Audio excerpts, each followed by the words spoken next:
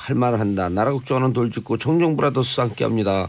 정도원 의원님. 새해 복 많이 받으세요. 예, 정태훈 의원님. 예, 새해 처음 인사드리는데요. 청취자 여러분들 다 새해 건강하시고 계획하신 바 다 이루는 한 해 되기를 기원드리겠습니다. 예, 정도원 의원님도 좀 길게 인사하시죠. 새해 첫 인사. 이하 동문입니다.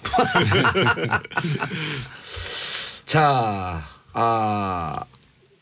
보수는 왜 MB를 변호할까라고 주제를 잡았는데 이 질문이 잘못됐어요. 그래요? 예. 예. 보수가 MB를 변호하나요? 보수는 이미 다 떠났는데 웬만한 보수는 수구는 왜 MB를 변호할까? 이게 맞는 질문이죠. 이 질문을 잘못 만들었네요. 수구 MB를 변호하는 것보다도요. 보니까 뭐 보수든 수구든 예를 들면 댓글이라든지 뭐 자원비리라든지 4대강 문제 같은 경우는 그게 이제 같이 했던 정책들이니까 적극적으로 그 변호를 하는데 변호를 하는 것이 아니라 이제 일부 정당성이 있다고 얘기를 하는 건데 다스 문제와 관련해서는 최근에 사실은 홍준표 대표가 얘기한 거를 제외하고 변호한 사람이 없지요. 그리고 이제 김성태는 아예 선을 그어야 된다고 얘기를 할 뿐만 아니라 이거는 심지어는 MB 측근이라고 하는 사람들도 얘기를 안 하고 있잖아요. 아마 그 홍준표 대표를 제외하고는 이재호 전 의원께서 그 다스가 MB 것이라고 우기는 것은 법률적으로 무리다라고 얘기한 것을 제가 기억하는 거고 아마 그 뭐 대변인 비슷하게 맨날 역할하는 이동관조차도 한 번도 얘기하는 거 못 들어봤는데요. 다스에 대해서. 네. 그러니까 그 MB를 변호할까라는 질문이 잘못된 것은 맞죠. 예. 지금 자유한국당이 지지율이 10% 좀 넘잖아요. 그러니까 이제 태극기하고 영남만 남아 있는 겁니다. 그러니까 이제 웬만한 건전한 보수들은 다 떠나 있기 때문에 그렇거든요. 그러니까 자유한국당은 지금 보수 정당이라고 저는 하기가 좀 맞지가 않아요. 그래서 사실은 지금 MB 이명박 전 대통령이 상당히 외롭고 힘들 거라는 느낌을 제가 받는 게요.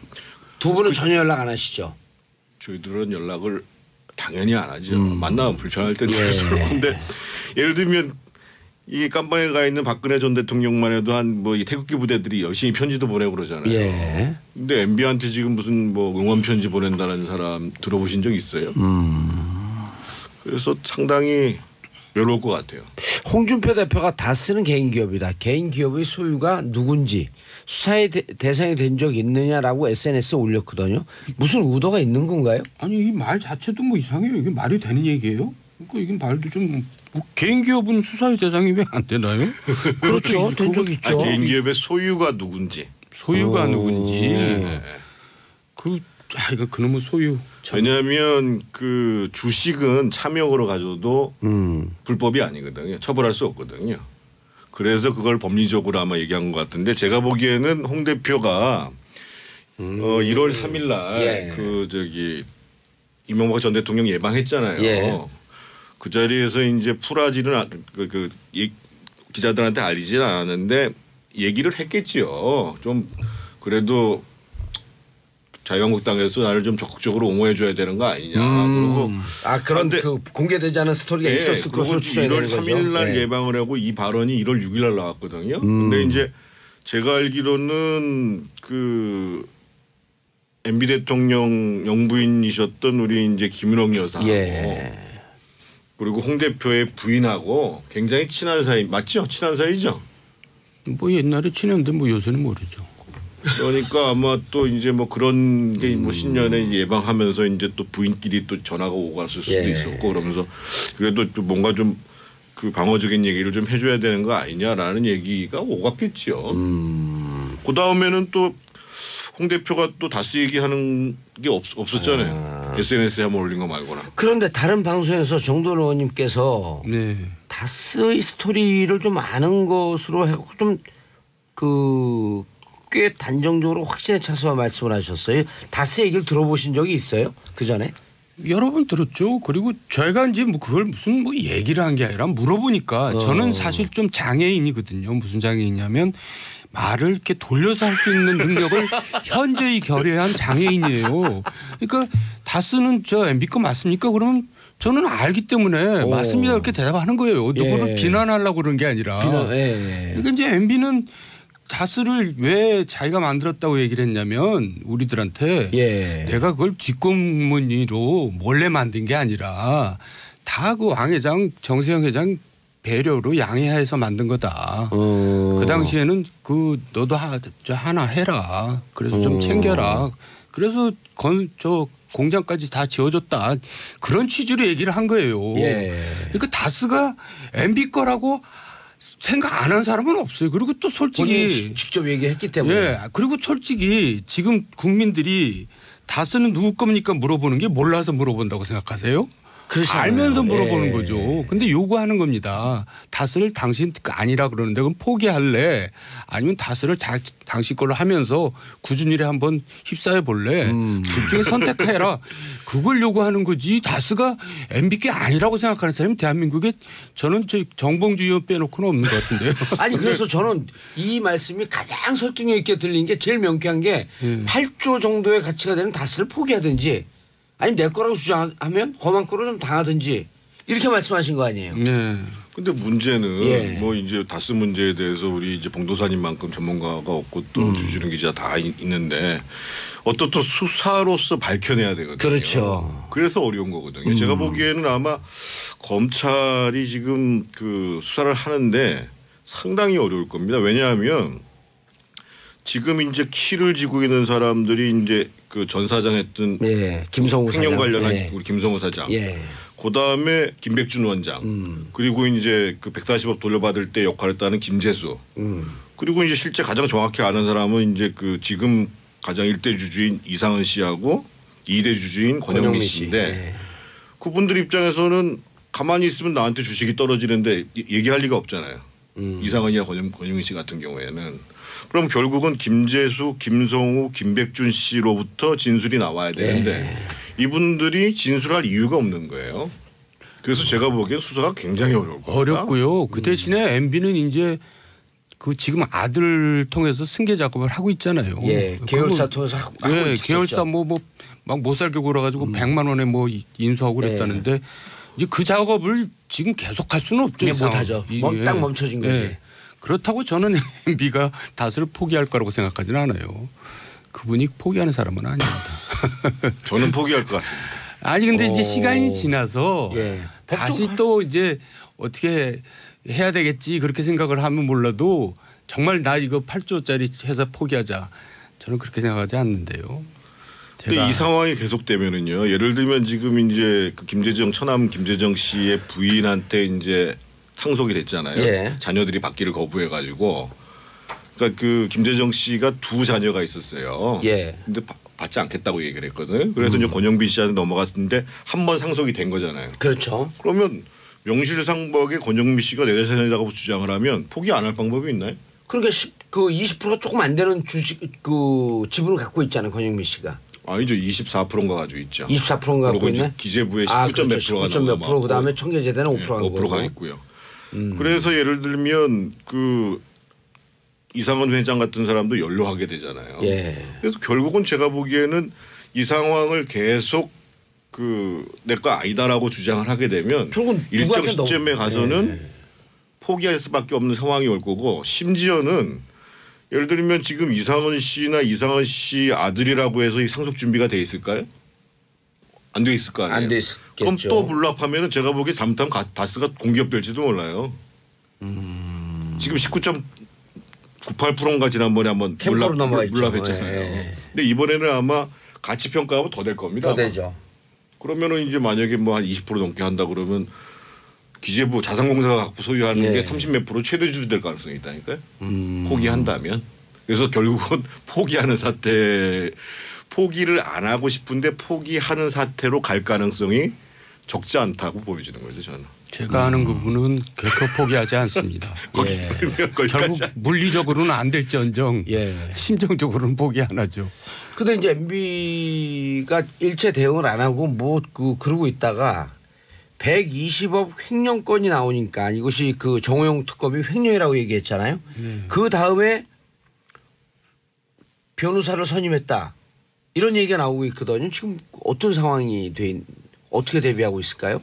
어쨌든 근데 이제 MB 그러니까 이명박 대통령 주변에 이제 변호사가 많이 있어요. 자기 사위도 변호사고 그리고 이제 뭐 이전에 이제 저희가 이제 그 대선 치를 때부터 쭉 이제 그 도와줬던 변호사들이 있는데 지금 120억 문제 지금 80억을 횡령해서 120억을 만들었다는 거잖아요. 그리고 이제 지금 여직원은 시키는 대로만 했다는 거고 핵심은 김성호 씨인데 김성호 씨가 또 안고 가게 되면 일단 횡령죄는 성립하는 거거든요. 권리금수수죄도. 근데 이미 공소시효가 끝나버렸거든요. 공소시효가 끝났다니까요. 그러니까 지금으로 따지면 50억이 넘어가면은 공소시효가 15년인데 2000 몇 년에 그 법 개정되기 이전에 벌어진 일이어서 이게 공소시효가 10년이에요. 2007년 12월 21일 날 법이 개정됐거든요. 그러니까요. 그 이전에 적용을 받기 때문에. 때문에. 이제 참여연대 주장은 그 반환된 게 2008년 3월이기 때문에 계속 범죄로 보게 되면 공소시효가 살아있다. 2017년 12월 21일 날 법 개정이 됐고 횡령한 돈이 2008년 3월에 회사로 다시 들어오거든요. 아니요. 그러니까 횡령 자체 돌아오든 안 돌아오든 횡령은 범죄입니다. 그 자체가 나중에 돌려줘도. 그렇죠. 그러니까 이제 참여연대는 돌려주는 시점까지도 횡령범이다 이렇게 보는데 이제 그 동부지검에서는 돌려준 거는 자기가 이제 그 책임을 덜 받기 위해 가지고 돌려주는 행위인 거고. 그래 동부지검은 그거에 대해서 부정적이더라. 그게 횡령이라고. 그러니까 보통 변호사들이 횡령을 돌려줘도 돌려주지도 않든 가져오면 어떻든. 그렇죠. 범죄고 범죄죠. 그게 이제 범죄가 벌어진 시점인데 그러면 80억 중에서 얼마를 마지막에 인출한 빼낸 그 시점이 사실은 범죄가 종료되는 시점이죠. 동부지검도 그렇게 보고 있는 것 같아요. 아니, 변호사들 대부분 다 그렇게 얘기해요. 그럼 일단 공소시효가 지났다. 그러니까 김성호 씨 제가 보기에 아까 수사가 쉽지 않을 거라고 보는 게 김성호 씨는 내가 횡령했다. 어떻게 처벌하실래? 이렇게 나올 거라는 거죠. 그래서 이 수사가 어렵다는 거죠. 공소시효가 끝났으므로. 실망하는 사람 뭐 되게 많겠네요. 그러니까 그러니까 왜냐면 저런 얘기를 객관적으로 다 해줘야 돼요. 그럼요. 생각보다 이게 어려운 수사예요. 그리고 예를 들면 특검의 직무유기 문제도 직무유기를 밝혀내는 것도 정말 어려운 수사입니다. 특검은 제가 뭐 변호사는 아니지만 저도 만주 변호사잖아요. 좀 그래봐야 뭐 무상교육받은 변호사. 정호영 특검만 그 처벌의 대상이 되는 거지. 직무유기가 됐다고 한들. 그러니까 직무유기라는 것을 증명해내기도 굉장히 어려운 수사라는 거예요. 내가 잘 몰랐다. 그리고 예를 들면 특검법상에 보면 갑자기 제가 무슨 뭐 MB 변호사 비슷하게 한 것 같은데. 아니 이제 그래서 결국은 이제 국세청에서 조사가 들어간 거 아니겠어요? 이제 현재가 지금 정태근 의원 말대로 굉장히 어려우니까 새로운 걸 한번 만들어 보면. 조사 사국에서 들어간 건 조사 사국이 특수반이에요.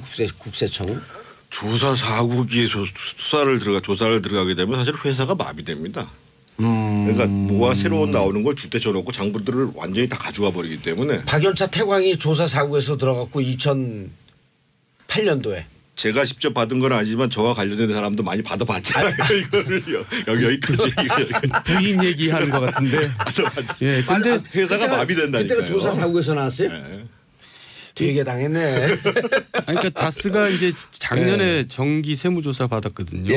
근데 이제 금년에 다시 또 조사 사국에서 세무조사 받는 건 굉장히 이례적인 거고 좀 정당하지는 않죠. 그러니까 이제 이거는 뭐가 좀 어렵다는 반증이라고 볼 수가 있어요. 근데 거기 재밌는 일이 또 벌어지잖아요. 그 여직원이 조사 사국 한 40명 직원이 덮치기 전에 3시간 반 전에 노트북을 들고 나갔다는 거 아니에요? 정보가 센 거 아닐까요?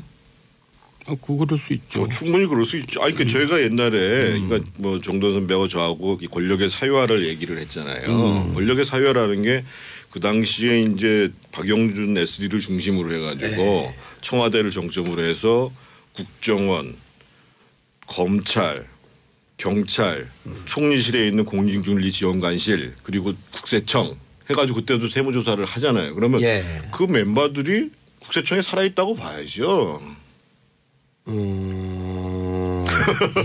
너무 제가 과한 추론인가요? 아니 맞죠. 그 왜냐면 위는 바뀌었을지언정 그럼요. 그 핵심 국과장 실무자들은 과거에 그 계장 과장서부터 또 올라온 사람들일 거고 그때 승진한 사람이 있겠죠. 그러니까 충분히 개연성이 있는 얘기죠. 조사 사국이 나간 것은 수사에 난항을 겪고 있다라고 하는 것의 그렇습니다. 반증이다. 예, 저는 그렇게 보고 있습니다. 설득력 있습니다. 그러면은 그 정태근 의원은 진행되는 과정에서 자연스럽게 닷을 포기할 수밖에 없을 것이다. 그러니까 만약에 이제 조사 사국에서 나갔는데 전혀 새로운 비자금 횡령이 나왔다. 예. 이러면 상황이 달라지겠지. 그 출처를 직접 연결을 할 수가 있다고 한다면. 그렇지 않으면은 사실은 어떤 걸로 처벌을 할 수 있을까? 수사라는 게 처벌하지 않으면 의미가 없잖아요. 의미가 없죠. 그렇게 되는 200억 제보 들어온 것도 별 의미가 없을까요? 네, 그래서 제가 보기에는 뭐 그걸 밝혀내기 쉽지 않아요. 그래서 결국은 뭐 이 상태로 계속 간다. 그러면 뭐 포기가 불가피한데 포기는 처벌은 안 받을 것 같다. 예, 예. 그렇게 갈 가능성이 있을 것 같아요. 포기 자체가 처벌이죠. 팔적 포기하는 게 팔적 포기한 것만큼 처벌이 어디 있어요. 포기 자체가 처벌이다. 네. 알겠습니다. 그러면은 두 분은 지난번서부터 계속 일관되게 주장하고 있는 포토라인에 세우기 힘들 것이다. 아니, 수사는 한번 하겠지요. 하겠는데 네. 문제는 적어도 전직 대통령으로 수사를 하는데 구체적인 적용하는 혐의. 예를 들면 상당 부분에 대해서는 내가 왜 그걸 진술해야 되냐라고 나올 거 아니겠어요. 묵비권 행사도 어떻게 할 도리가 없죠. 그래서 이제 도의 횡령이 됐던 직권 남용이 됐던 그러니까 지금 이제 또 하나 문제되는 게 그럼 청와대가 그 140억을 돌려받는 과정에 있어서 직권 남용을 한 거 아니냐라는 부분이 나온다선 쳐도 그건 나는 모르는 얘기고 김백준이 한 거다. 그럼 결국 이제 수사는 사실은 이제 처벌은 김백준 씨가 받을 가능성이 크죠. 너무했나 또 이것도 너무 아니요. 이명박 대통령이 잠못 이루지 않을까? 라고 하는 질문은. 이건 불편하겠죠 지금. 그 얘기 그만하죠. 예, 알겠습니다. 네. 자, 그다음 얘기가 또 따끈따끈한데 홍준표 대표 두 분이 또 잘 친하시잖아요. 한때가 아니라 주로 뒷굿으로 연결된 관계들이죠 우리들은. 그래요? 예, 악연이죠 악연. 특히 뒷끝이 많은 뒷끝 관계가 많은 게 우리 정던전 의원님이죠. 당협위원장. 이 당협위원장이 뭐라고 지금 대표로 있으면서 당협위원장을 지금 신청을 해요 대구를. 그러니까 다음 이제 국회의원에 이제 나가겠다는 얘기인데 이제 자기 지역구가 서울이잖아요. 예, 동대문이잖아요. 그러니까 동대문이었죠. 대구가 어떤 데입니까? 자동 당선되는 데잖아요. 그러니까 이제 도망간 겁니다. 그러니까 대표라는 사람이 험지를 가가지고 저 당을 키울 생각을 자기 희생을 할 생각을 해야지. 자기는 가서 그냥 따뜻한 봄날 꽃밭으로 간다는 게 이게 참 뭐라고 얘기해야 되나요? 근데 기겁한 것 같아요. 제가 보기에는 자기 약속을 실현하려고 그렇게 한 거 아닌가 싶어요. 지난번에 11월 달인가요?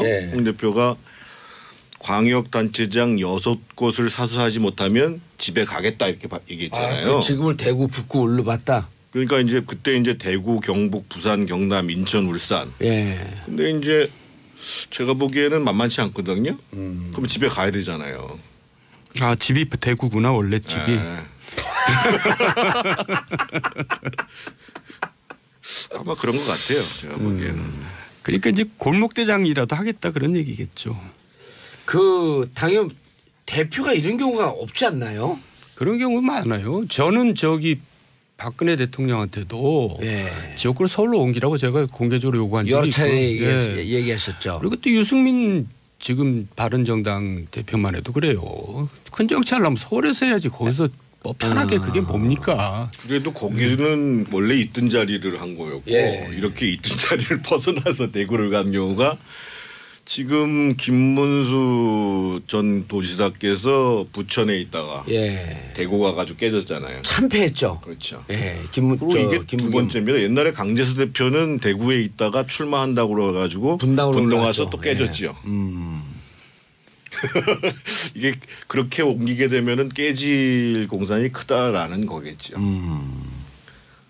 아니 근데 이런 그 사람이 경우는 궁금해하거든. 도대체 무슨 의도로 여기다 신청을 했냐? 2020년에 다시 한번 그러니까 이번에 지방선거 끝나서 지방선거가 성적이 안 좋으면 당대표에서 물러날 거라고 보세요? 당연히 물러나죠. 자기가 그렇게 얘기를 했으니까. 아니 지난번에 그 한나라당 시절에요. 예. 옛날에 이제 그 홍준표 대표가 이제 대표를 한 적이 있었어요. 잠시. 있었죠. 그래가지고 그때 혼자 이제 갖고 막말해갖고 바로 아웃됐죠. 그때. 막말에서 선거에 대한 책임을 지고 다음을 책임. 이대로 준비하지 못한다고 그래서 이제 제가 막 옆에서 부추기고 예. 그 당시 이제 유승민 남경필이 최고위원 사퇴를 하는 바람 당신이 사퇴 안 하면 사퇴한다고 그래가지고 그래서 이제 사퇴를 하게 돼가지고 지금 남경필 지사에 대한 뒤끝이 굉장히 많은 유승민 의원한테 뒤끝이 많은 이유가 자기를 대표에서 물러나게 하는데 역할을 했고 그리고 이제 전화 의원 같은 경우에는 아 얘들이 뒤에서 이걸 사주한 거 아니냐. 아니 사실 제가 시동을 걸었어요. 왜냐하면 홍준표 대표 체제로 총선을 칠 수가 없거든요. 그러니까 이제 홍준표 갖고는 안 된다. 그러다가 이제 디도스 사건이 일어나고 전당대 돈봉투 사건이 생겼거든요. 그 2011년 말이었죠. 예, 그래가지고 이제 장이 어려워지니까 예. 당연히 이제 위기로 몰려가지고 제가 이제 그랬어요. 홍준표 대표는 한 달 후에는 대표 아닐 것이다. 그래가지고 그 당시에 이제 아까 말한 대로 남경필, 유승민 다 던지면서 이제 체제가 무너진 거죠. 그래서 2012년 4월 총선을 박근혜 체제로 또 치렀죠. 그래서 이제 박근혜 그 책임하에 총선을 치러야 된다. 그나마 예. 그래야지 총선을 칠 수가 있다. 그랬는데 그때 총선이 굉장히 어려웠거든요. 그런데 사실 박근혜 전 대통령을 시험대에 올려놓은 겁니다. 솔직히 말해서. 저기서 당신이 총선을 극복하고 대통령으로 가든지 여기서 당신이 이제 총선에서 실패하면 책임지고 물러나라. 맞아요. 근데 그걸 이겨낸 거예요. 그러니까 그건 진짜 뭐 그 사람의 그 운이죠. 맞아요. 대운이죠. 무조건 민주당이 이긴다라고 하는 판이었었는데 그때 사실 제가 이제 한나라당을 탈당했잖아요. 그래서 제 논지가 뭐였냐면 박근혜 대표한테 지금 정돈 선배는 이제 정권을 줘서 시험대 올려야 된다고 말씀하셨는데 저는 박근혜 대표가 나와야 되지만 정권을 주면은 안 된다. 그런 정당을 만들면 안 된다. 그래가지고 그때 이제 물론 이제 정권까지 주는 건 아니었는데 그건 작은 얘기고 하여간 제가 그때 의도했던 건 박근혜를 정치권에서 아웃시키려고 일부러 비디오 연장을 좀 미뤘죠. 알겠습니다. 자, 황희정님, 정도원 의원님 소신 발언 정말 제일 좋습니다. 입에 발린 말도 하는 사람들 싫어요. 이진성님, 정태근 의원 요즘 사이다 발언 1279 홍준표 대표 대구를 너무 만만하게 보시네. 자, 두 분 인사하시고요. 네, 감사합니다. 저는 내일 10시 5분에 다시 찾아뵙겠습니다. 땡큐 피스 코리아. 그러니까 그 MB를 변호할까라는 질문이 잘못된 것은 맞죠. 지금 자유한국당이 이제 지지율이 10% 좀 넘잖아요. 그러니까 이제 태극기하고 영남만 남아 있는 겁니다. 그러니까 이제 웬만한 건전한 보수들은 다 떠나 있기 때문에 그렇거든요. 그러니까 자유한국당은 지금 보수 정당이라고 저는 하기가 좀 맞지가 않아요. 그래서 사실은 지금 MB 이명박 전 대통령이 상당히 외롭고 힘들 거라는 느낌을 제가 받는 게요. 두 분은 전혀 연락 안 하시죠? 저희들은 연락을 당연히 안 하죠. 만나면 불편할 텐데. 그런데 예를 들면 이 깜방에 가 있는 박근혜 전 대통령만 해도 한 뭐 이 태극기 부대들이 열심히 편지도 보내고 그러잖아요. 근데 MB한테 지금 무슨 뭐 응원 편지 보낸다는 사람 들어보신 적 있어요? 그래서 상당히 외로울 것 같아요. 홍준표 대표가 다 쓰는 개인 기업이다. 개인 기업의 소유가 누군지 수사의 대상이 된 적 있느냐라고 SNS에 올렸거든요. 무슨 의도가 있는 건가요? 아니 이 말 자체도 뭐 이상해요. 이게 말이 되는 얘기예요? 그러니까 이게 말도 좀 개인 기업은 수사의 대상이 왜 안 되나요? 그렇죠. 된 적 있죠. 개인 기업의 소유가 누군지. 소유가 누군지. 이거 그놈의 소유. 왜냐하면 그 주식은 차명으로 가져도 불법이 아니거든요. 처벌할 수 없거든요. 그래서 그걸 법리적으로 아마 얘기한 것 같은데 제가 보기에는 홍 대표가 1월 3일 날 그 이명박 전 대통령 예방했잖아요. 그 자리에서 이제 풀하지는 기자들한테 알리지는 않았는데 얘기를 했겠지요. 좀 할 말을 한다. 나라 걱정하는 돌직구 청정브라더스 함께합니다. 정도원 의원님. 새해 복 많이 받으세요. 정태근 의원님. 새해 처음 인사드리는데요. 청취자 여러분들 다 새해 건강하시고 계획하신 바 다 이루는 한 해 되기를 기원드리겠습니다. 정도원 의원님도 좀 길게 인사하시죠. 새해 첫 인사. 이하 동문입니다. 자, 보수는 왜 MB를 변호할까라고 주제를 잡았는데 이 질문이 잘못됐어요. 그래요? 예. 예. 보수가 MB를 변호하나요? 보수는 이미 다 떠났는데 웬만한 보수는 수구는 왜 MB를 변호할까? 이게 맞는 질문이죠. 이 질문을 잘못 근데 만들었네요. 수구 MB를 변호하는 것보다도요. 보니까 뭐 보수든 수구든 예. 예를 들면 댓글이라든지 뭐 자원비리라든지 4대강 문제 같은 경우는 그게 이제 같이 했던 정책들이니까 적극적으로 그 변호를 하는데 변호를 하는 것이 아니라 이제 일부 정당성이 있다고 얘기를 하는 건데 예. 다스 문제와 관련해서는 최근에 사실은 홍준표 대표가 얘기한 거를 제외하고 예. 변호한 사람이 없지요. 그리고 이제 김성태는 아예 선을 선을 했어요. 그어야 된다고 예. 얘기를 할 뿐만 아니라 이거는 심지어는 MB 측근이라고 하는 사람들도 얘기를 안 하고 있잖아요. 아마 그 홍준표 대표를 제외하고는 이재호 전 의원께서 예. 그 다스가 MB 것이라고 우기는 것은 법률적으로 무리다라고 얘기한 것을 제가 기억하는 거고 아마 그 뭐 대변인 비슷하게 맨날 역할하는 이동관조차도 한 번도 얘기하는 거 못 들어봤는데요. 다스에 대해서. 네. 어. 그래도 자유한국당에서 나를 좀 적극적으로 옹호해줘야 되는 거 아니냐. 그리고 그런 근데 그 공개되지 않은 스토리가 있었을 것으로 추정이 1월 되는 거죠. 3일 날 예. 예방을 하고 이 발언이 1월 6일 날 나왔거든요. 근데 이제 제가 알기로는 그 MB 대통령 영부인이셨던 우리 이제 김은옥 여사하고 예. 그리고 홍 대표의 부인하고 굉장히 친한 사이 맞죠? 친한 사이죠. 뭐 옛날에 친했는데 뭐 요새는 모르죠.